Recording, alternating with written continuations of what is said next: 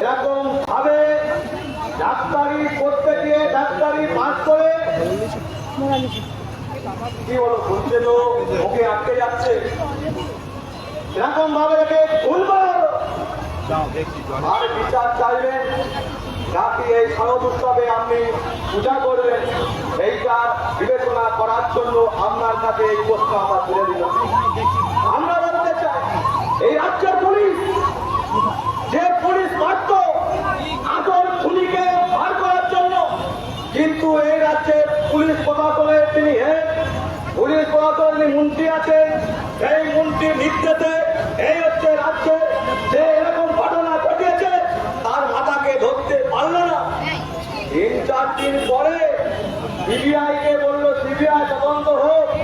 এখানকার আমরা যারা আছি আমরা কি দেখে আমাদের শহরে আমাদের গ্রামে যদি কোনো জায়গায় চুরি হয়, ডাকাতি হয়, মার্ডার হয়, সেইখানে পুলিশ আগে গিয়ে সেই জায়গাটাকে ঘিরে রাখে যাতে কোনো কেউ না ঢুকতে পারে, ঢুকে যাতে কোনো প্রমাণপত্র না লুট করতে পারে।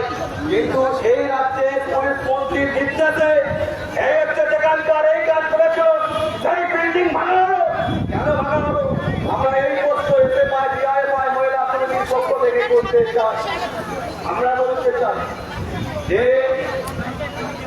পুলিশ মন্ত্রীকে এই উত্তর দিতে হবে যখন কোন জায়গায় এই বডি পোড়ানো হয়, বডির পরে যারা লাইনে থাকে সেই লাইন অনুযায়ী বডি পোড়ানো হয়।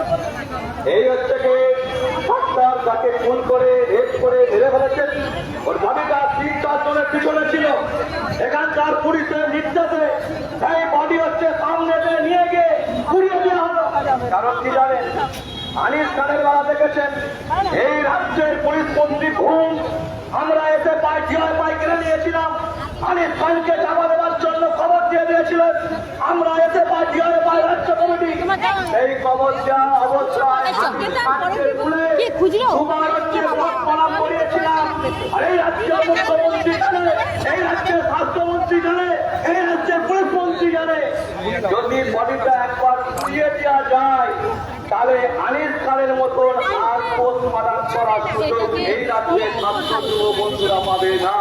তাই এখানকার পুলিশ মন্ত্রীকে আমরা এই মঞ্চ থেকে ঘোষণা করতে চাই, হুঁশিয়ারি দিতে চাই, বডি পুড়িয়ে